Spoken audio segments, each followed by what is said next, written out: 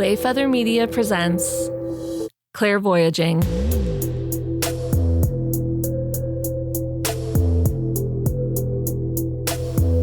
Hi, Clairvoyagers. Hello, friends. Hello, Frank. Hello, Lauren. Well, it's another beautiful day in Southern California. Is it raining? Is it sunny? We'll never know. Is it half and half? Half and half forever. Yeah. Well, we've got a great episode today. And first, Frank, I have an update for you. Oh. We have another new supporter on Buy Me a Coffee, and I'm going to let you read this. I'm going to let you read the name because this is this is just funny. I think I like where all of this is going, where these supporters, this is not someone's name. I'm sorry. Are you going to show me? Or? Yeah, it's right here. Okay.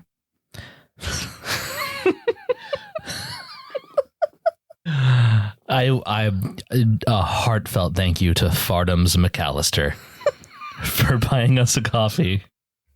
Oh, man.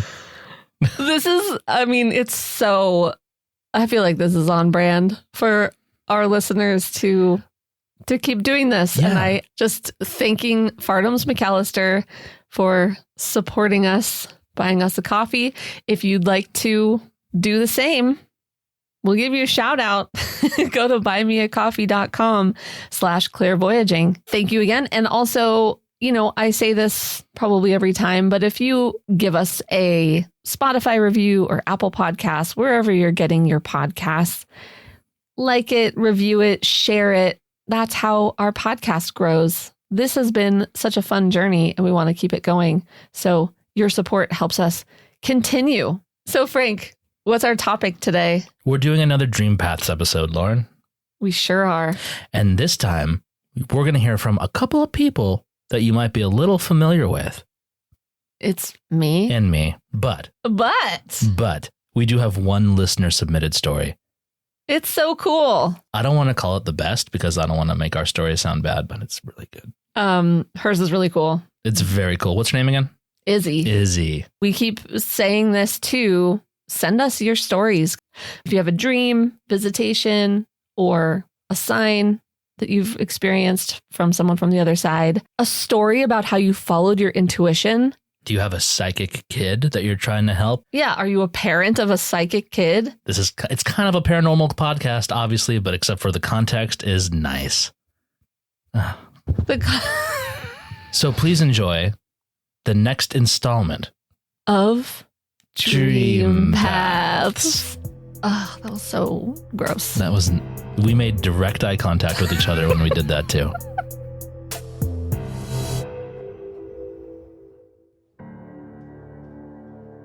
I know that in past episodes I've mentioned that I've had some experiences with astral projection, but I have two examples of dream visitations where there's no doubt in my mind that they were real and they have nothing to do with astral projection. Chronologically, I'm going to start with the second one first because it's a little bit shorter. So my grandfather on my dad's side, Marciano, passed away suddenly in August 2013. He was never in fantastic health, but he also wasn't sick. So it came as a shock. But it's always shocking when somebody feels fine and falls asleep and never wakes up. A few years later, a slew of that senior generation on my dad's side all passed away around the same time in pretty quick succession. It was like within a year or two. It was probably like 5 family members.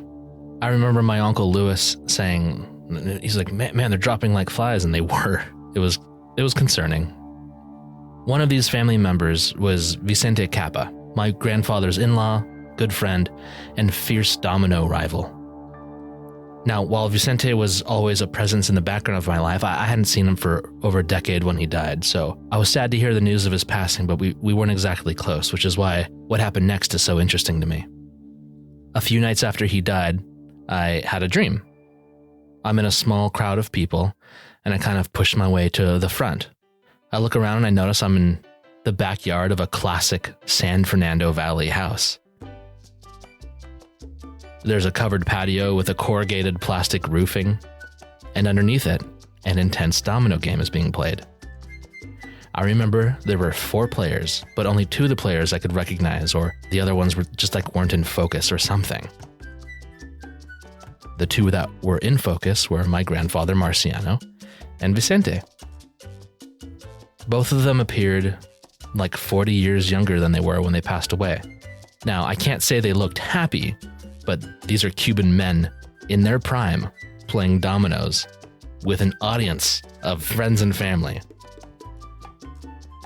Everyone's heard of a poker face, but this is stoic Cuban domino face, and it's equal parts non-expressive and absolutely full of intense energy. As quickly as this vision came to me, it went away. No words were exchanged, but this image was worth 1,000 words. Everything was exactly as it should be. Everyone's good. I got to share that with my dad, and I know he told some family members, and I'm sure it brought a little bit of comfort to people. It was pretty cool.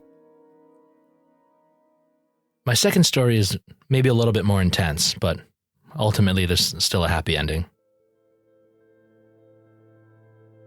My grandmother on my mom's side, Lori, was a big part of my childhood. Lori was a strong, selfless woman. If you've ever known anyone who's passed away from Alzheimer's or dementia, it's incredibly difficult, and the last few months of their lives are painful for them and everyone around them. The last conversation I had with my grandmother was terrible, honestly. But even in that moment, I knew that she wasn't herself. I'll never forget elements of that conversation, but at the same time, I know that's not who she was. She was sad, scared, angry, and it was clear that her past traumas were rising to the surface. She was sick, and there was nothing we can do to calm her or make her feel better. That conversation was hard for me, but I'm certain it was scarring for my mom, who had to have many conversations like that with her. My mom was very involved in my grandmother's caretaking towards the end. And after a long decline from dementia, my grandma eventually passed away. Months later, my mom called me to tell me she had a dream, and my grandma was in it. But my mom was a little upset. In her dream, my grandma was getting her hair done at a fancy salon, which I assume was something of my grandmother's happy place. I don't know of a single mother who doesn't need a spa day. Something wasn't quite right, though. My mom said that my grandma was angry and yelling at her. I immediately rejected the idea that my grandma somehow crossed over and was still angry about, we don't even know what it was. After talking about it a little bit, my mom and I agreed that an element of the dream seemed like a visitation, but some of my mom's own grief might have snuck in there and kind of changed things. Grief has a way of showing up when you really don't want it to. Let me preface this next part. I dream in chaos. My daytime ADD translates to the manner in which I dream. I almost never remember anything because there's usually too much happening at any given point, which makes this next part even more compelling to me. About a week passes and I've forgotten about my mom's dream. But one night, I have a dream of my own. My grandma is sitting in a salon chair with rollers in her hair and one of those hair dryer helmet things over her head. My initial reaction in the dream was to be like, "Whoa, grandma, awesome. How are you? What's up? I miss you." But I was caught off guard immediately by the dire look in her face. I kind of focused into what she was saying, and she was looking directly at me, and she kept repeating, "I'm not mad at your mom. I'm not mad at your mom." I attribute her intensity to the fact that I'm pretty sure my ADD brain isn't any spirit's first choice to relay a message, but you have to work with what you're given, and my grandma only had access to the tool that is my chaotic melon. I imagine it was like trying to give someone directions over the phone when you have bad reception, or trying to tell a story to somebody through a wall, the wall being my candy-coated noodle. I woke up startled. It was extremely lucid but very short. She was speaking directly to me without any context whatsoever. It was just a sudden dream, a sudden message, and dunzo. So after about a minute of being awake, I remembered my mom's dream, and I knew that I actually had a message to relay now, a message that I was happy to relay. I remember my mom being shocked that I essentially got to watch an edited version of her dream. But I also remember that she seemed pretty relieved. I was very happy to provide that comfort.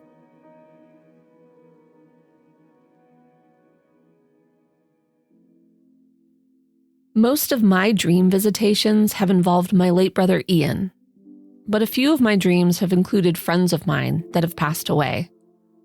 One particular friend was Russ. Russ was a coworker who sat at a desk kitty corner to mine. He was super funny, incredibly smart, and always helpful even when I was being annoying and asking for too much help with a technical question. We worked in tax software, and tech support was not really my forte, but it was Russ's, so the poor guy got bombarded. I could tell when Russ was getting irritated by too many questions from too many people, and he did not feel like answering mine. But he would, every time. He was just that kind. He would start talking to me in clipped sentences with his back turned, and then slowly soften and turn around to give me his full and insanely patient attention. Russ was just a caring person. A month or two after Russ died, he visited me in a dream.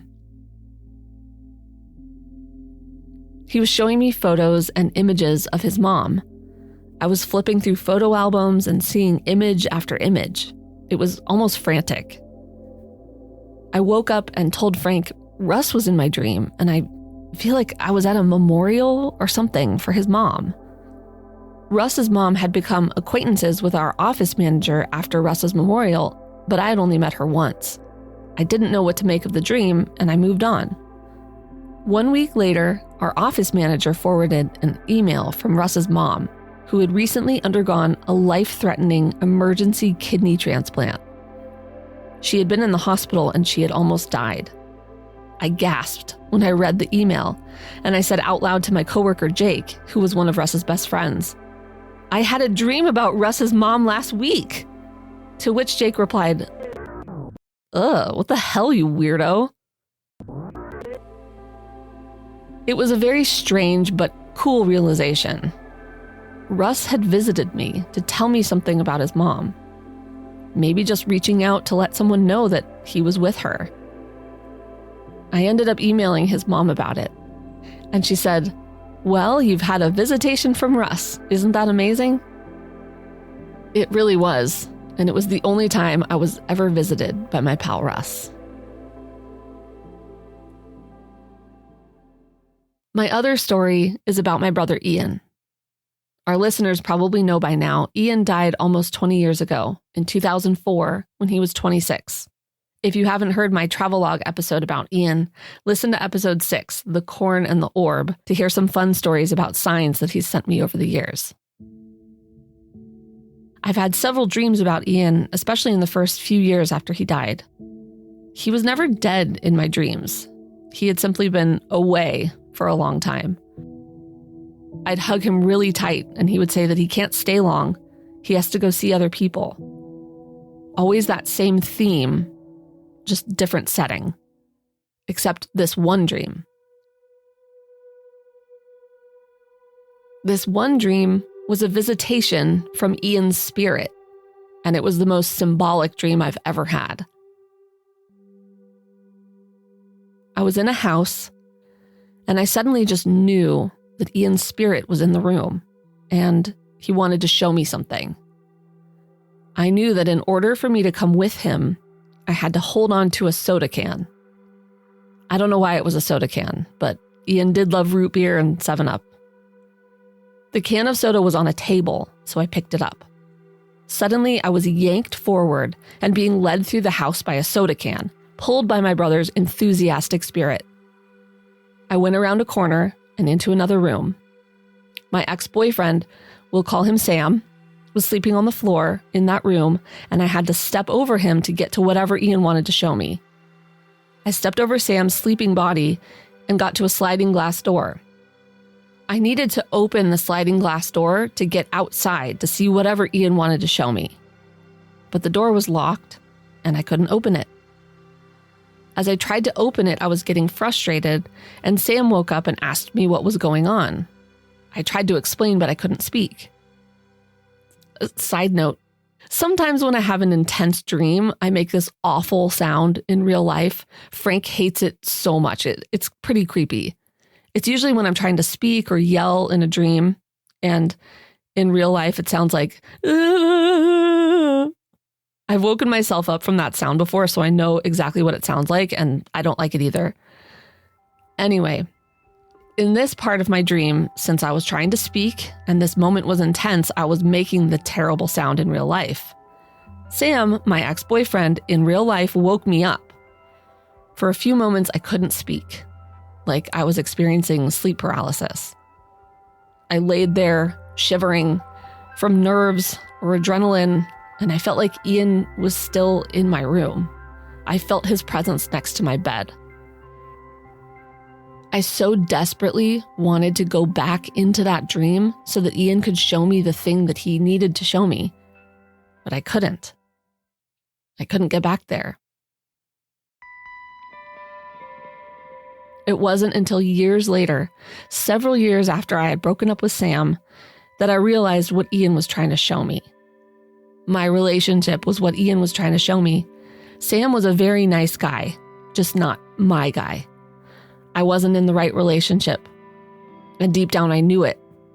And the symbolism was all within that dream. I had to step over Sam to get to what was just outside a locked glass door.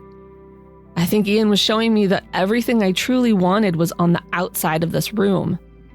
My future was on the other side of that door, and I couldn't get to it without talking to Sam.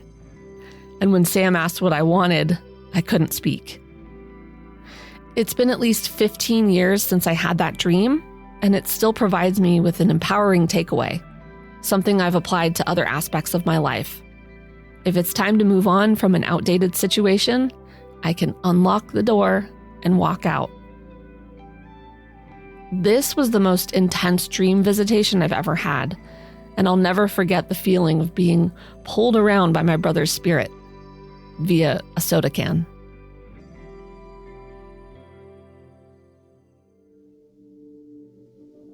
I was 4 when my mother passed away. My brother was quite a few years older than me and had been visiting my mother's grave in the middle of the night. On the way back, his tires in his truck popped, and he rolled his truck 5 times. And from that accident, he had several spine injuries, and he became a paraplegic. My dad spent, at least a year or more just rehabilitating him. I mean, literally, teaching him how to speak again and how to write and what his name was and who we were. And it was like he was a child again, And so my dad spent a long time with him and rehabilitating him, but they were very close. My father was quite a character, just humor-wise, is how he, dealt with tragedies in his life, and he was always just a clown. He was just always joking around and clowning around, and that was just who he was. We were very close, and we were just connected. My father and I were just really connected. When we were all in Santa Fe when he passed away, we were all talking about what he should be buried in. I said, I have a suit of his. It was a Western suit that I saved in my closet for years. That's what he was buried in. I always wanted him to visit me, and whether it was in a dream or if it was just some kind of sign or, just a feeling of him around me, just something. But I don't dream. I don't remember my dreams a lot. I mean, it has to be something really profound, I guess. I don't really ever remember my dreams. And so I feel like he had to do something so, outrageous to get my attention. when I saw him in my dream, like he was wearing this Western suit, and it was white with like black splotches, and he was dancing, but not like a way that, like in a clown way, like I was laughing hysterically. I didn't really realize that I was dreaming, like this was happening for a few moments. And when I started laughing, because I knew that that was so him, I realized what was happening. So that was just kind of to get my attention. It just quickly like shifted to my brother. He was laying in a bed, like in a room, and it was very peaceful. He had his eyes closed, and he was sleeping to me, is what I took it. He was sleeping, and very peacefully. The whole thing was very peaceful and very calm. And then all of a sudden, the room just like caught on fire. But still, there was no panic. Like I felt no panic at all, and there was nothing that gave me alarm to be panicked. But the room just caught on fire, and he was on fire. And then I think that's when I woke up. That was kind of odd. Like, what was that about? I didn't make any sense of it. I didn't even think about calling my brother to see if he was okay. It didn't make any sense to me.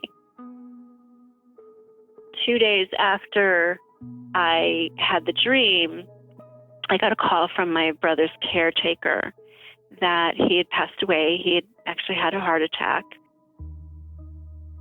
His wish was to be cremated, which I had no idea. Like, I don't think anybody in our family knew that that was his wish, but she told me that he wanted to be cremated.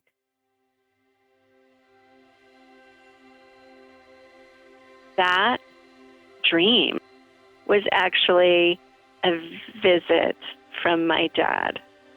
That was him communicating to me, like, this is what's going to happen. But it's not, don't be alarmed, don't panic. We're going to be together again. And he was very happy about it. My father was communicating to me that my brother was going to be, that they were going to be reunited, basically, is what the message that I got, that he was so happy and so excited and so at peace that Aaron was going to be coming to join him. My brother was going to be whole again. He was going to be walking again. And that was a dream that my father had and talked often about. Like, he just dreamed that one day he would see him walk again.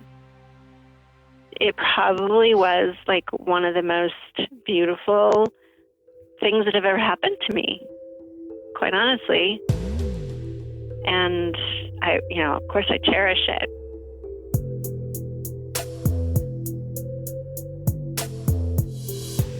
Thank you for listening. Visit www.clairvoyaging.com for show notes, merch, or just to say hi. If you'd like to support our journey, visit www.buymeacoffee.com/clairvoyaging. This has been a production of Wayfeather Media.